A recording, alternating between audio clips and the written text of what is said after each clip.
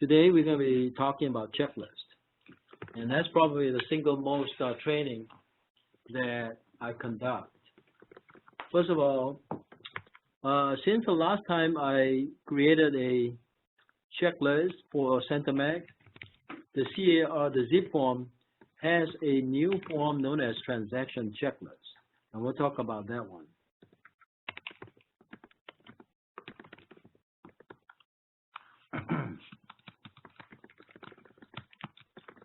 And this is a transaction checklist.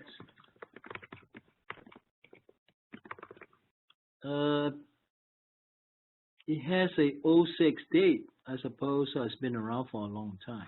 But we'll take a look at it. It's also very helpful.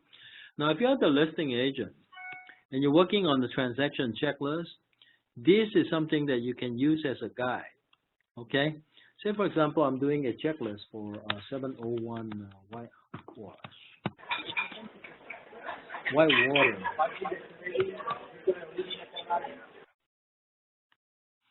San Jose. Okay, so that's the address. File number, if you have one. Date open. Let's say we open on this file on March the 12th. Activity, market analysis, and other pre-listing activity completed. You go ahead and put down the date it was completed.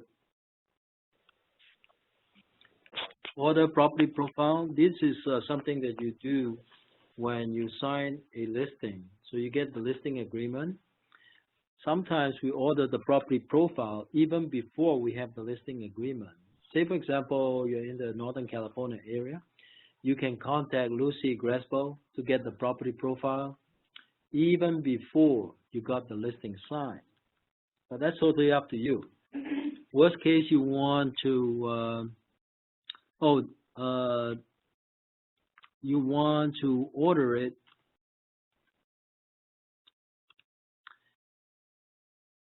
before you put it on the MLS.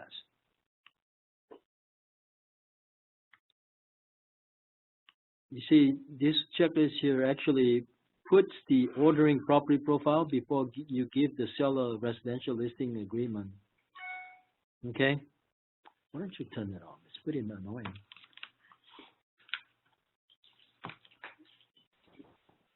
So you will get the profile before you sign the listing. Okay? Now let's say we got the listing signed, so it's completed. Give seller disclosure regarding real estate agency relationship. I can see that this is an old form. Previously, the disclosure concerning agency relationship, it's a separate document from the residential listing agreement. Now it's the entire package. So you don't have to worry about this anymore. So this is a rather old form. Okay? So perhaps you want to use it, perhaps you don't want to use it, but that's totally up to you. Okay? And then you want to, for TDS, consider additional issues, lot size, square footage, and assessor from prior appraisal or from assessor's office. So when you put a listing on the MLS, sometimes you have to indicate where you got the square footage from. Is it from a previous appraisal report, or is it from the assessor's office? When you do the MLS Connect, if you don't know what an MLS Connect is, it's a feature within zip form. Not zip form. Oh yeah, it is within zip form. If you click MLS Connect, it will automatically import all the assessor's information into your zip forms. So if that's the case, you can state on the MLS that your square footage is based on the assessor's office information. And if you like, you can include a statement to the effect that this information has not been personally verified by the listing broker, just to protect yourself. Okay? Now that should be on the MLS though, if you want to put that in there.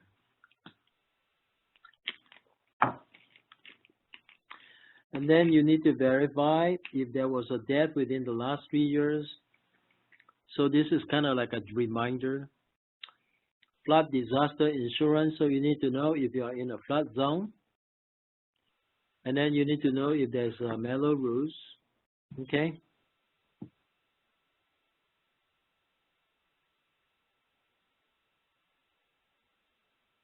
And then you need to know if you need any city or county disclosures. In certain places, like in San Francisco, they also have separate disclosures from the concerning the county.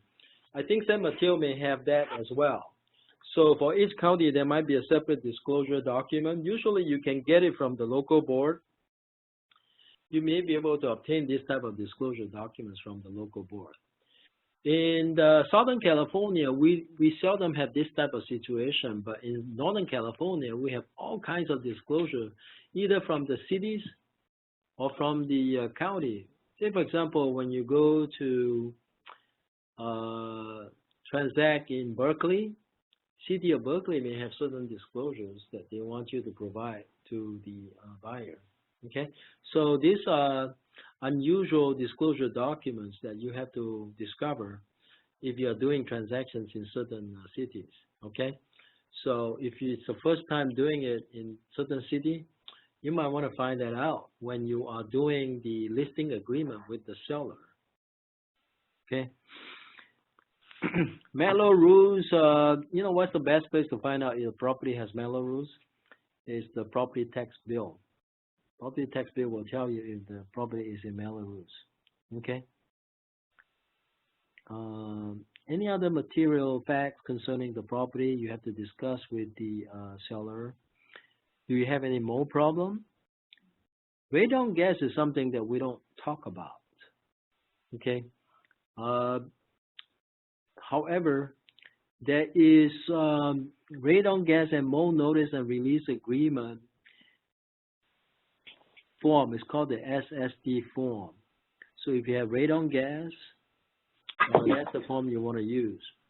Seller must disclose all material facts. Now, if you have a seller that you're signing a listing with, it is always good to get the TDS signed and get the SPQ signed, because once it's on the MLS, many agents are going to ask for your disclosure package. If you are in the Bay Area, usually if you are with MLS listing, you can subscribe to Doc Central. Doc Central allows you to upload all the documents for disclosure into one place, so people can just go straight to that one place and download the disclosures. Okay. Now, so if you've already completed it, you go ahead and put down the completion date. Okay. Same thing with this. So you go ahead. Now here you say have seller complete TDS. If you completed it, put down the completion date. So this is actually a pretty good checklist if you're doing listing agreement. You're less likely to miss anything. TDS, and have you completed your investigation of certain issues? If you've done it, especially if the SPQ needs to be completed, you need to get that done.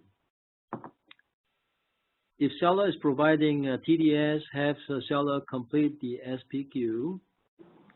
And that's already done. Go ahead and put down the completion date. Key safe lockbox authorization. Obtain key from seller if applicable. Obtain tenant approval. There is a form. It's called the key safe lockbox authorization form. That's also a zip form. And it reminds you to obtain the key from the seller. And if you need the tenant's approval, you also need to obtain the tenant's approval. Install lockbox, place for sale sign on the property. So once you've done these things, next step is to order the post for the for sale sign. In the Bay Area, I usually use signsetter.com. That's SIGNSETTER.com.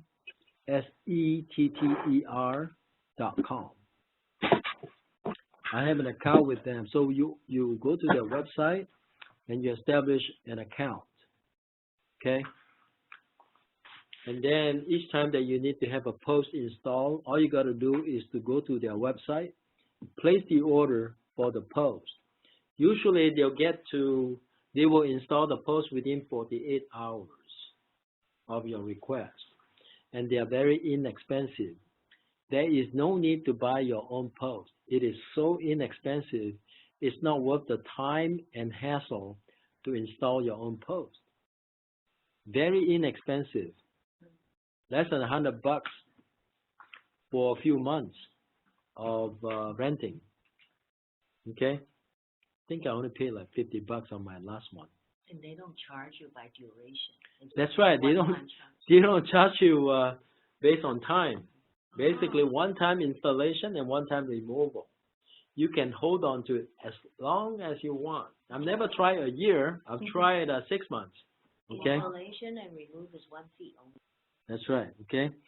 So once you have the Good. who's making all of this noise? I know who you are. Next time I'm going to prohibit you from. Todd, is you. You need to mute yourself, Todd. Okay. All right. Then you need the next thing after you order the, you get the approval, the authorization for you get the key from the seller. You can go ahead and install the lockbox and place the for sale sign. Get your Supra key lockbox, a Supra lockbox, and install it. Prepare listing information sheet. Place listing on MLS. So once you've done that, once you got your sign post, once you got your lockbox installed, next step is to put it on the MLS.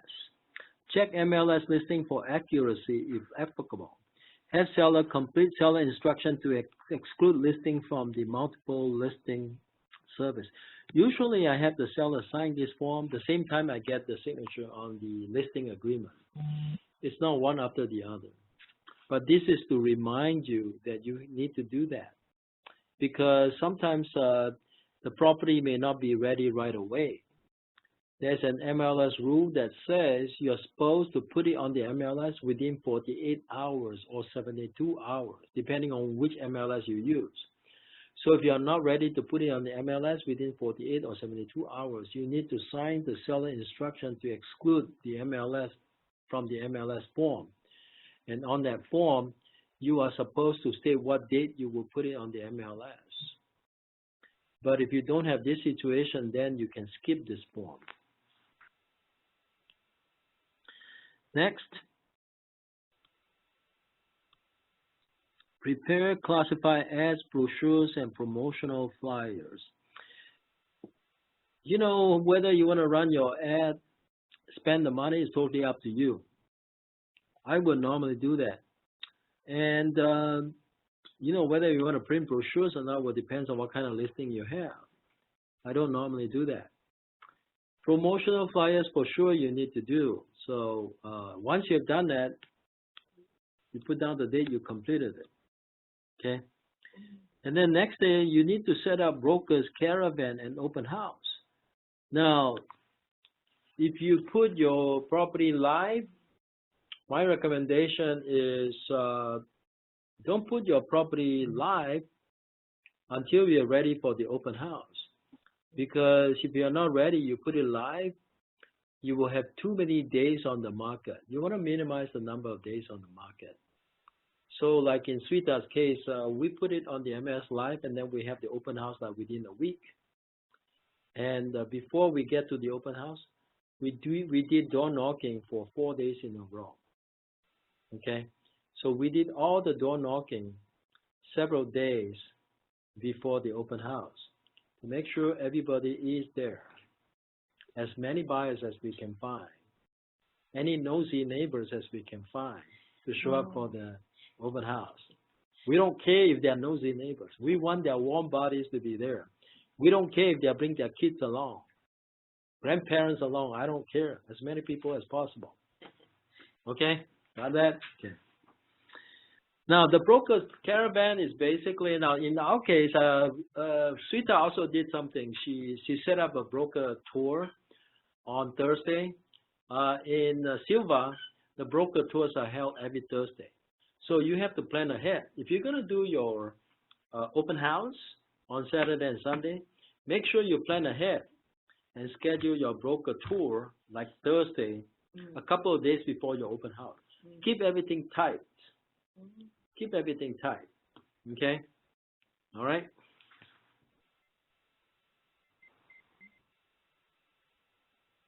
All right. Has seller complete seller's affidavit of foreign status and or California withholding exemption.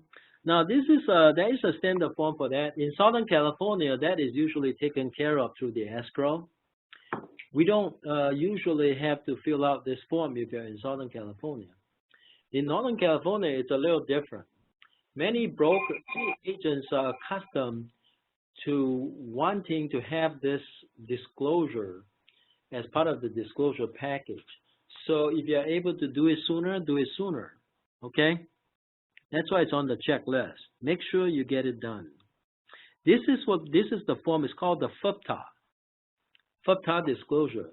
This is the disclosure that is required by law. This is the one where the seller discloses to the buyer if the seller is a foreigner. If the seller is a foreigner, there may be certain withholding requirements. Now, whether the seller is a foreigner or resident, there's always going to be state withholding if it is not owner-occupied. If it's not owner-occupied, if it's an investment property, even if you have a green card, there is a state withholding of 3.3%. Unless you lose money on the property, correct. Next one, the next checklist is the water heater brace. Did you brace the water heater yet? If not, you need to have the water heater brace because that is a compliance requirement. So the seller will brace the water heater and then complete the water heater statement of compliance. Okay? Water heater and smoke detector statement of compliance, March the 12th. Okay? That's I've already completed that, so I put a date on it.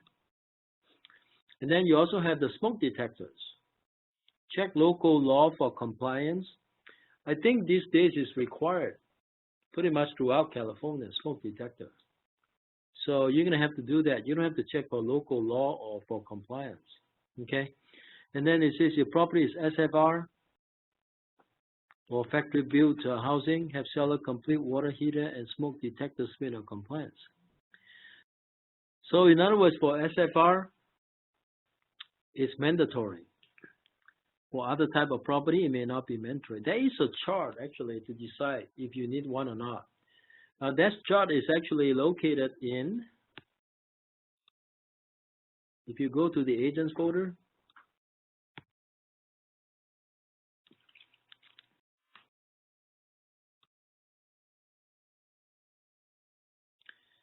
disclosure handbooks package. We have a chart here about disclosure. So if you're looking for a chart, but this is not an up-to-date chart though, but it gives you an idea what the chart looks like.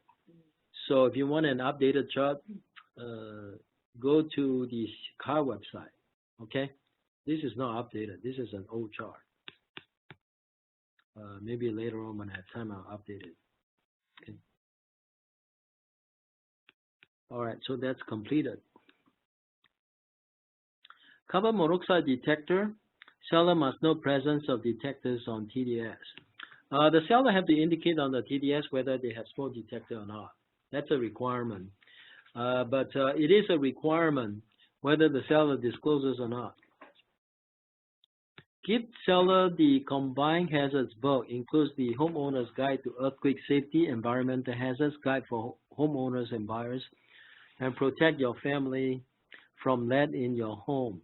Have seller complete lead-based paint and lead-based paint hazard disclosure, acknowledgement and addendum for pre-1978 sales.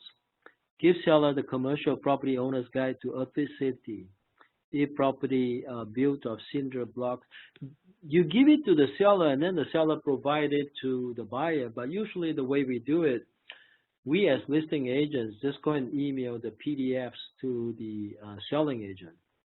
Okay, because you know what, if you give it to the seller wouldn't know what to do with it. The seller will turn around and ask you, well, what am I supposed to do with this? It is not the seller who wants to keep this booklet. It is the buyer who wants to keep this booklet. Okay? It is on the checklist, but you have to use your common sense. Okay? All right.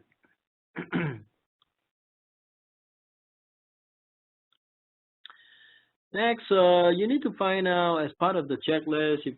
Now, certainly you want to fill out your lab-based paint disclosure while you sign the listing agreement with the seller or immediately after you sign the listing agreement, because the selling agents are going to ask for the disclosure package. And in the disclosure package, it should include the lab-based paint if it's pre-1978. But that's in the Bay Area. We do things differently in the Bay Area than in Southern California. We're always talking about disclosure packages. In Southern California, there is no common practice to compile a disclosure package for the selling agents. We always take care of the disclosure packages during escrow, but not in the Bay Area. Before agents submit offers, they always want to have all the imaginable disclosures they can get, and that includes the lab-based paint disclosure. Okay. Now, certainly, you know, if you are the listing agent, you need to know if there's going to be tenants on the property. If there are, there would be a tenant in possession addendum that you have to use. And then you may need to prepare estoppel certificates. Don't wait until you're in escrow before you prepare the estoppel certificate. You know what will happen if you wait until then? You will run out of time and you will not be able to close escrow in time. The best time to get estoppel certificates is just when you have the listing signed, to give you a maximum amount of time to get the estoppel certificate signed, because you need the tenant's cooperation. If you don't have it signed, you're only delaying your own escrow. Especially when you are selling a tenant-occupied property. A tenant-occupied property, if it's a SFR, on the standard form, probably does not have a tenant estoppel certificate requirement. But if it's a fourplex, most likely there is a tenant estoppel certificate requirement. So make sure you comply with that. Make sure you get it signed before you're in escrow. Once you're in escrow, there's a lot of pressure. Okay? Done. Does seller want to exchange? That's also another thing. Like in Sweetheart's case, we have a seller who needs to do 1031 exchange. So we need to have the seller complete intent to exchange supplement, give this to prospective buyer's agent to incorporate into purchase offer. Apparently there is a form known as a SES form. So if your seller intends to do the exchange, probably you need to use this form. Okay?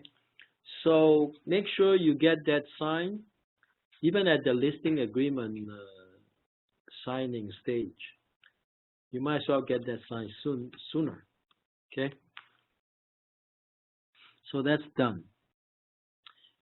And you need to coordinate with 1031 exchange division of First American if you're using First American for the 1031 exchange. Okay? Natural hazard disclosures. Seller does not complete it. Usually we just order it from a private company. Okay? I've never seen a seller complete one. It's usually the private company provider that provides it. Okay? Once that is done, check. Is property in an earthquake fault zone? This is all part of the NHD disclosure. So if you have this completed, it's for the entire thing. Okay. Then we have common interest development. If you have like a condominium, You need to get copies of articles, bylaws, CC&Rs, current financial statement, minutes of meetings, and other association documents is necessary. Have seller complete homeowners association information request. This is the form I taught you guys last week. If you attended last week's training, you'll know what I'm talking about. If you did not, too bad. Okay, so you need to fill out this form. Why not fill out this form when you're signing the listing agreement? Get this form ready and get the seller sign it. In fact, when you meet the seller for the listing agreement, certainly you do not want to give him too much paperwork. So what you want to do is to get the listing agreement signed. Once that is signed, then you say, by the way, you need to do TDS, you need to do SPQ.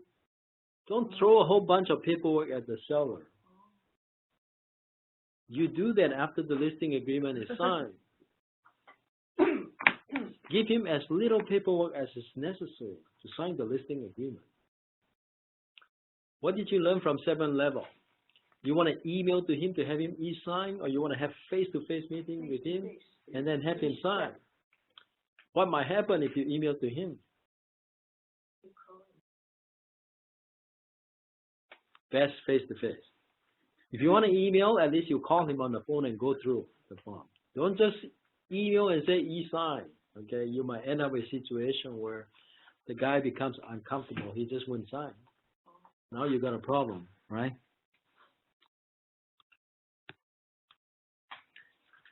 New subdivision property, you need to get copy of public report. Okay, so and then you need to have the seller complete new construction property disclosure statement. Now this is if you are doing listing for a small developer, small time developer for a small project. If it's one of those new division, you go ahead and get that. Okay, and then be sure residential purchase contract. Any applicable contract addenda, contingency for sale of buyer's property, interim occupancy agreement, seller in possession addendum or seller in possession after close of escrow, and counter offers are signed initial by all parties. So here's just another checklist, but you only use the form where it's applicable. Now, the contingency for sale of buyer's property is actually on the buyer side. You need to go ahead and get that signed. And then you got the seller's purchase of replacement property contingency in case there is such a contingency, and the interim occupancy agreement in case you want to let the buyer move in earlier, which I do not recommend, by the way. And then the residential lease after sale in case there is rent back situation. Make sure you get that signed, okay? So far, so good. So far, this is a very good checklist. Buyer's good faith deposit.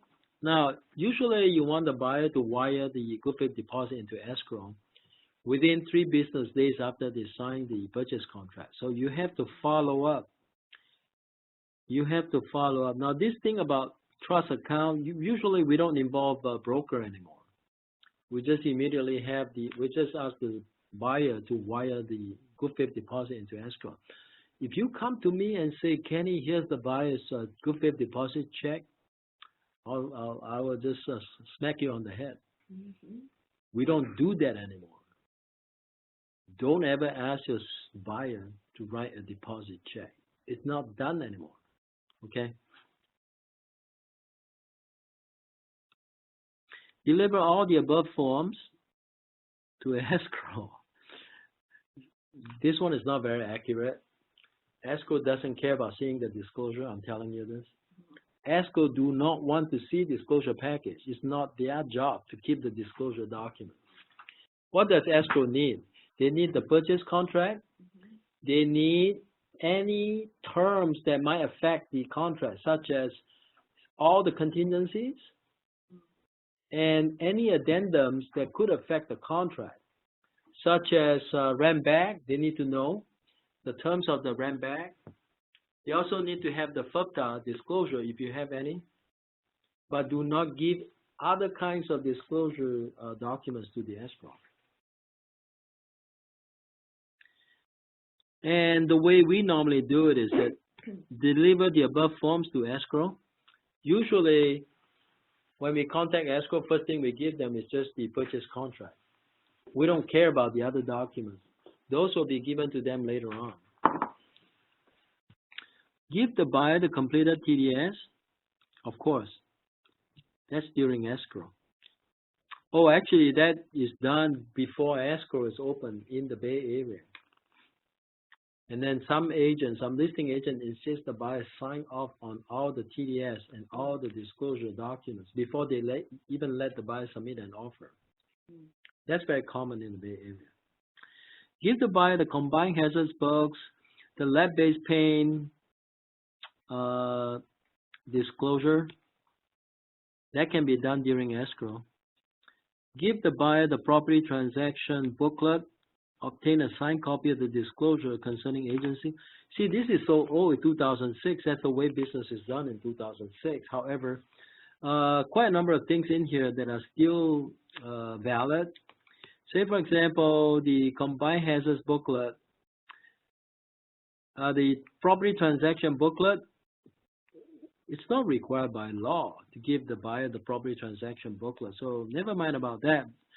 Even the agency disclosure, usually we took care of that during the contract signing phase. We do not give disclosure. So this one is not applicable. Okay?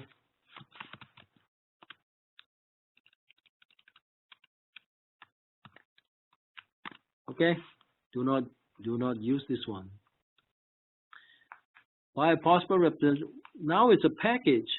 There is no separate document anymore. It used to be separate document, but now there is a package. Report sale to broker manager. I prefer that you let me know as soon as you open escrow or even have your offer accepted. Let me know that, okay? So buyers increase deposit, usually we don't worry about it. It rarely happens. And obtain buyers loan pre-qualification. That's really before the offer is accepted. Okay. I don't really care about doing it at this moment, at this stage of transaction. Order preliminary report. Now, of course, you can actually. I don't think it's necessarily done in a chronological or sequential order, but this is to make sure that you have all the necessary documents. So you have the buyer's pre-qual, you have the title report, you have the, we don't care about pest control anymore. You know that, right?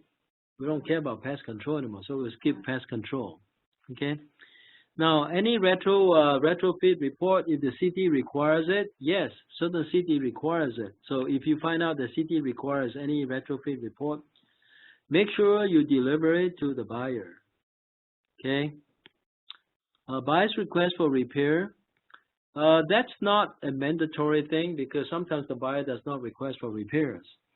Seller's response and buyer's reply to request for repair is not necessary unless the buyer is making request. Subsequent repair on property, same thing. Seller financing. Seller financing is usually handled at the time of signing of the purchase contract, such as a AITD. AITD is a seller financing, but it may not apply. Have seller complete notice to buyer to perform if buyer has not timely removed contingency. This is a good item on the checklist. As a listing agent, you need to protect your seller's right. If the buyer is supposed to remove contingencies and still have not, make sure you send out the notice to buyer to perform. Okay? And buyer's final verification of property condition performed. This one is a mandatory thing. If you look at the Centermac checklist, I make this a mandatory requirement. Make sure your buyer do the walkthrough though.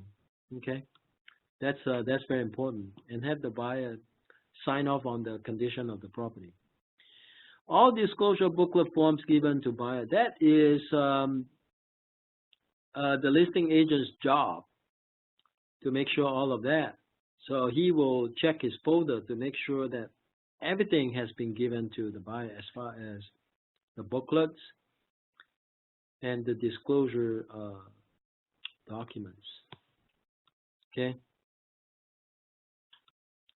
but that's just the documentation part. Now, activities and disclosure. Here, you got keys delivered to the buyer. That's after close of escrow, though. Okay. So let's say after close of escrow, sign removed from the property. This is also a good checklist because sometimes we forgot about removing the sign after close of escrow, right? Okay. Lockbox removed from the property. I'm sure you remember because lockboxes are very expensive. Actually, not some only. Lockbox removed. Okay. Reported to MLSX. This one, a lot of you guys forgot. Don't forget, you might get fined. You're supposed to update the status within 48 hours after it closes escrow. If you don't update, that is a violation. Okay? Sale reported to broker. You know, it's true. When you close escrow, just send me a line message and let me know recorded. Then I know it's already done. Okay? All right? Okay. Disclosure forms, contracts, not all may be applicable or necessary. We don't do this form anymore. We don't care anymore. Right? In fact, we cover most of this up there already. So we don't really need to mess around with this. Okay? But not all of them would apply. Okay? In fact, we don't use agency confirmation anymore. Agency disclosure, yes. ABID, this one is important, right? So the ABID, you have to make sure that you have an ABID not one day before close of escrow, but well in advance of close of escrow. Buyer's investigation advisory. This is a standard form. It's not mandatory, but it is advisable to give it to the buyer to sign. The cancellation of contract is not necessarily required. But if you have one, should go ahead and do one. Okay. Combined hazards book. I already talked about that. Contract of sale, talked about that. Cooperating broker compensation and escrow instruction, but maybe it's just escrow instruction. Earthquake guide, talked about that. Estoppel certificate, talked about that. Exclusive authorization and right to sell. That's just the listing contract. We talked about FUPTA. HUD, inspection notice, usually not required. Industrial use zone location. I can't remember. Last time one was required. Interim occupancy agreement. You know what this one is. Lead paint notice. You know what this one is. Local disclosure. You know. Lockbox authorization addendum. You know about this. Megan's Law disclosure. Megan's Law is already incorporated into the RPA, so you don't need a separate disclosure. Mellow Roost Tech. Who's not muted? Echo. Who's in the classroom? No?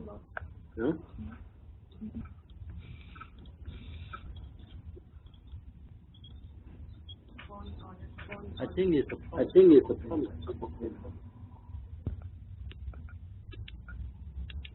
You guys have to learn to.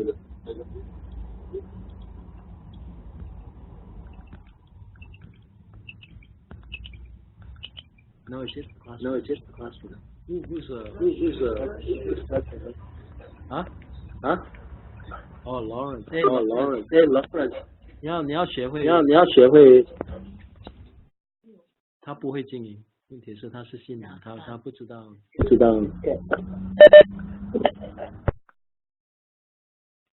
他不懂什么叫经营。Okay, good. So now we come back to this, all right?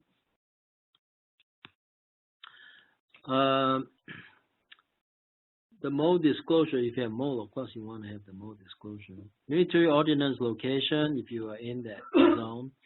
Pest control report. we don't automatically use a pest control report anymore. The SPQ, yes, the supplemental statutory disclosure.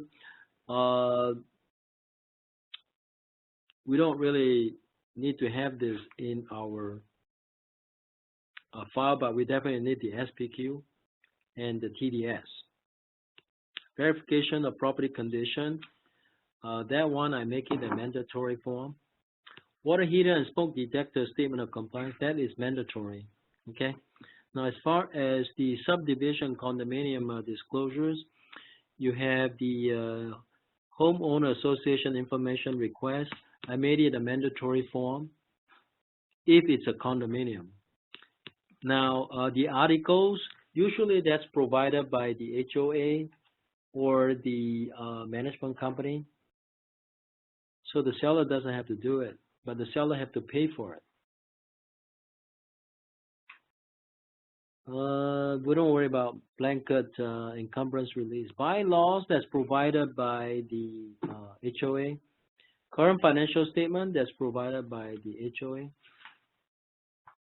CC&R, list of defects, minutes of board membership meetings, operating budget, public report.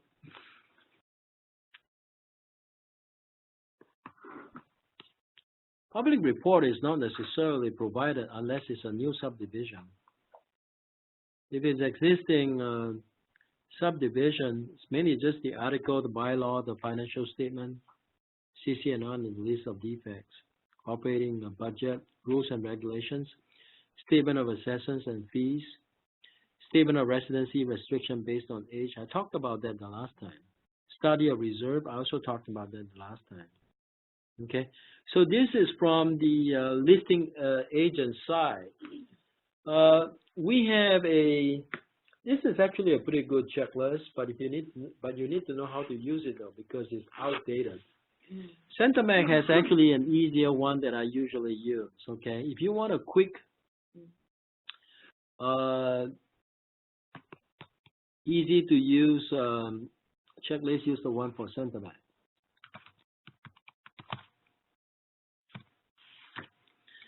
Which is kind of slightly different from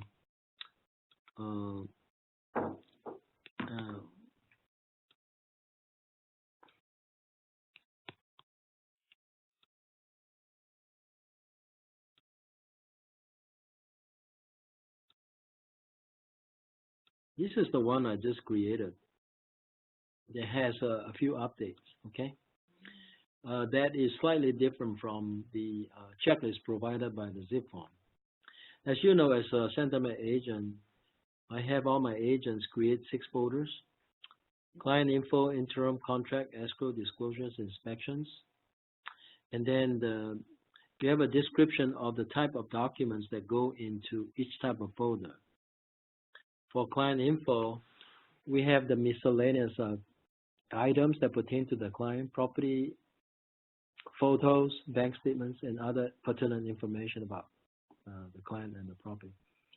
Interim means all documents that are waiting to be completed, which means that it's lacking certain signatures and missing information, so you put them in the interim.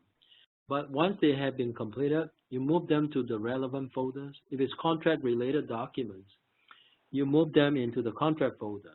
And the examples of contract documents are listing agreements, offers, counter offers, RFA package.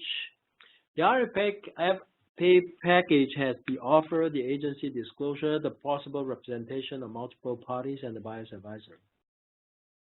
And you also may need to have representative capacity if you're dealing with an LLC or corporation or trust. SCO stands for seller counter offer. SMCO stands for seller multiple counter offer. BCO stands for buyer counter offer. And if there's contingency removals, request for repairs, notices to perform, demand to close escrow, all of these documents go into the contract folder. For escrow, so anything related to escrow instruction, wiring instruction, deposit, wire transfer receipts, closing statements, preliminary title report, and all documents that came from escrow that do not fit within the other folders. And then the disclosures, all disclosure related documents, including TDS, transfer disclosure statement, SPQ, seller property questionnaire, AVID, agent visual inspection disclosure, NHD, natural hazard disclosure, SBSA, seller buyer, statewide buyer and seller advisory. Earthquake hazard report is just a one-page document. Lead-based paint, water heater, smoke and carbon monoxide, seller advisory, FUBTA, and any other city or regional required disclosures. All of this goes into the disclosure folder. Okay? Now you see this one I updated for today. I'm sure I added some stuff in here. Okay? Now when it comes to inspections, it will consist of all the inspection reports such as roof, termite, physical, mold, asbestos, septic tank, survey, soils, and environmental reports. Okay? Now, if you represent the seller, the following are mandatory requirements for Centermac agent. If you represent the seller, you need to have the seller sign the net sheet. If you don't know how to prepare a net sheet, talk to Lucy Gresbo. She'll show you how to prepare a net sheet. Okay. Net sheet simply tells the seller how much he's going to net if the escrow closes on a certain purchase price. Now, for the contract folder, I've gone through that. In fact, some of these documents we've already talked about in the previous checklist. Final verification of conditions, that one is mandatory. And then you need to have the commission instruction or the broker demand in the contract folder. Okay. Make sure you use the checklist and not leave out any documents. But that's just the contract folder. The disclosure, you have the TDS, the AVID, SPQ, SVSA, NHD, seller advisory, market conditions advisory. The market conditions advisory is not something that is mandatory, but it's advisory. It's advisable to have the buyer and the seller sign it and provide to them. FUBTA I talked about, earthquake hazards report I talked about, and the homeowner association information request I talked about. Water heater, smoke and carbon monoxide handbook package, that is to be provided to the buyers. Inspection, you need to have the buyer's inspection report into the inspection folder.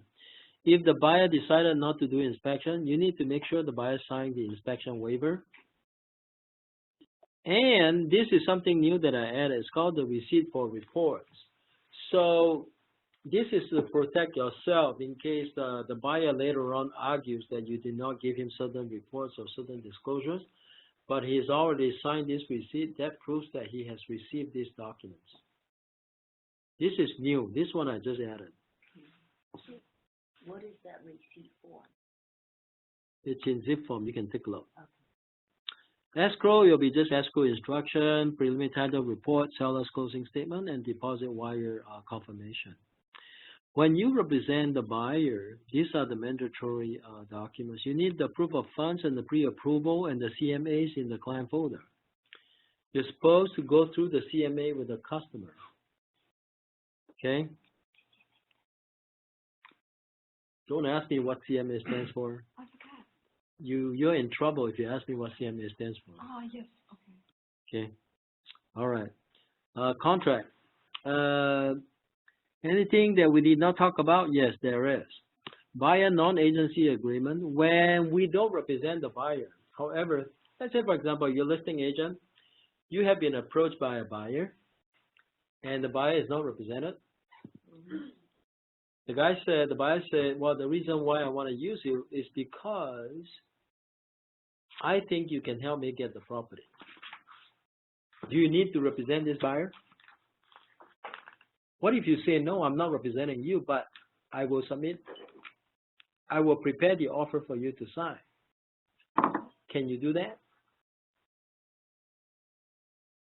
What's illegal about that? It's legal. If you do dual agent.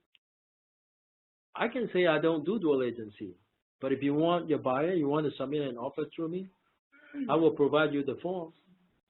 I will even help you prepare the offer, but on paper it's going to show I don't represent you. Can you do that legally? No. Yes, you can. You can make it be known to the buyer that I don't represent you. Whatever I'm doing, I'm also helping my seller. That's why I am preparing the offer. When I prepare the offer, you tell me how much you want to submit. I do not negotiate the price for you. You tell me how much you want to submit the offer for. I will not advise you on how much it will take to win the contract.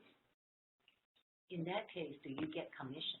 Yes, I still get my full commission because my listing agreement says it doesn't matter how I got the deal and how I close it. I get my full commission. So the offer can be written without representation, like Yes, by but a buyer.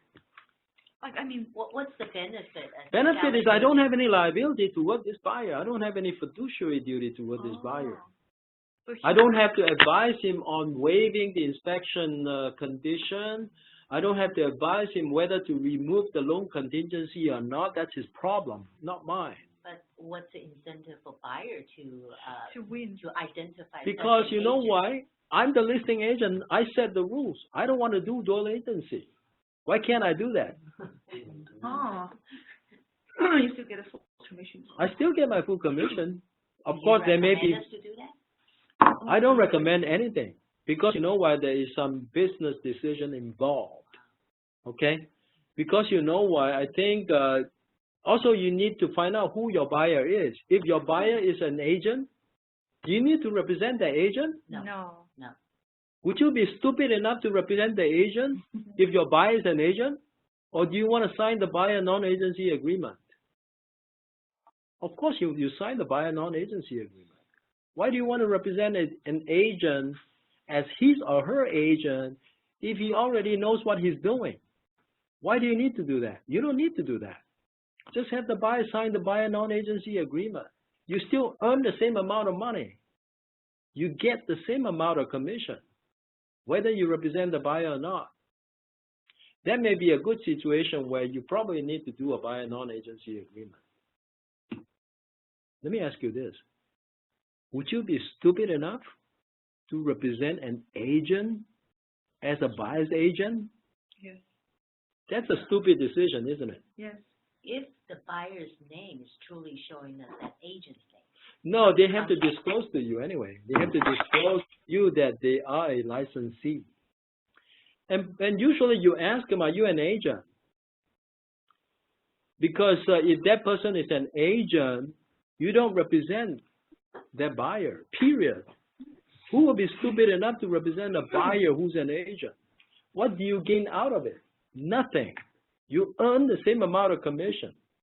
If the buyer is, if a licensee approaches you and say, I'm an agent, but I want you to represent me, because I think that by you representing me, I have a better chance of getting the contract. Right.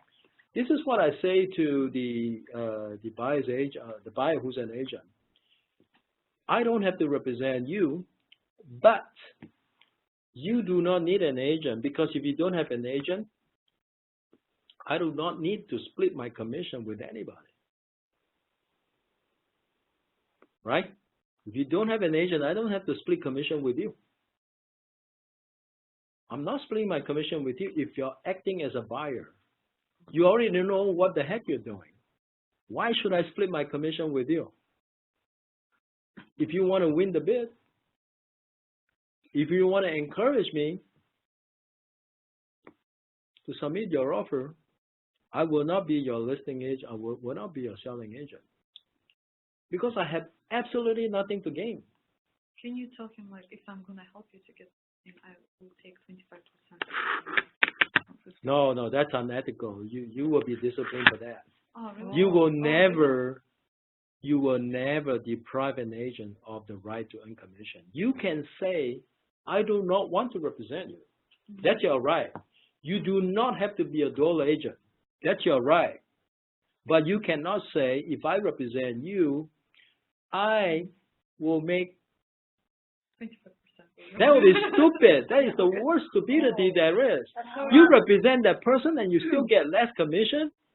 No. I'm gonna represent. He's gonna do the work, but you I'll don't help to get the yeah, place. you don't represent You him. push his offer through. You don't represent him. Push his But then offer. he's We're on talking about the contract. same thing. So we're talking about the same thing, that you still use that buyer non-agency agreement. Right? Yes. So That's right. Whoever that had represented an agent as a selling agent, I think that's pretty stupid. You don't have to do that. The guy knows what he's doing. I think the only time you may have to consider being an agent of the buyer, because the buyer doesn't know anything. Okay? That makes it very difficult. I think practically you have to represent the buyer because he doesn't know anything. But if the buyer is a sophisticated agent, you still represent him? What's the point? I'm asking you, what's the point? Right? Don't expose yourself unnecessarily unless you have to. Okay? All right. Commission instruction, broker demand. You know, in NC, we use broker demand. In SC, we use commission instruction. And sometimes in SC, we also use broker demand. Okay. Now, disclosure. Let's see if we miss out anything. Yeah, the FH, this is the FHA VA. Sorry, this should be FHA. FHA VA inspection notice, if applicable. That one is talking about a person who has an FHA loan or VA loan. They have certain rights concerning inspection. So they will, whatever waiver that they say about inspection or whatever waiver that they say appraisal, is superseded by their right under the FHA and VA. Okay. Lab-based payment before that, we talked about that. So we talked about that. Okay. And then this is a new one I added. It's called receipt for reports. Previously it wasn't there, so I'm adding it. Okay. Termite report, if any. We don't have any, then we don't have any. And other inspection reports. And then the escrow with the escrow instruction, preliminary title report, wire instruction, and the buyer's closing statement. Okay. And that's pretty much it. I mean, if you comply with the checklist, at least with respect to the legal documents, everything should be there. Now, if something is not on the checklist, it could be that it's not legally required, although recommended. Now, can you be in trouble with the law if something that is advisable to have and you don't have it, you're sued by your buyer because you don't have it? No. But if something is advisable to have and you don't have it, probably you wish that you have it. Okay? Say, for example, the SBSA is a very powerful defense document because that one will protect the agent. So why shouldn't you have the SBSA? You should always remember to have the SBSA in all of your file because that SBSA can be used as a defense against many buyers' claims. Because there's all kinds of language in there that say, well, I advise you to do this, I advise you to do that, I advise you to do this, I advise you to do that. All kinds of advice is in there. And buyer can't say, well, you never advised me this, you never advised me that. No, I said, no, I advised you all of that. All of that is in the SBSA. How can you say I never advised you? I did advise you. I gave you the SBSA. Right? So why shouldn't you have the SBSA as a mandatory document, even though it's not required by law? Okay, that's it. All right, thank you guys for coming. See you later.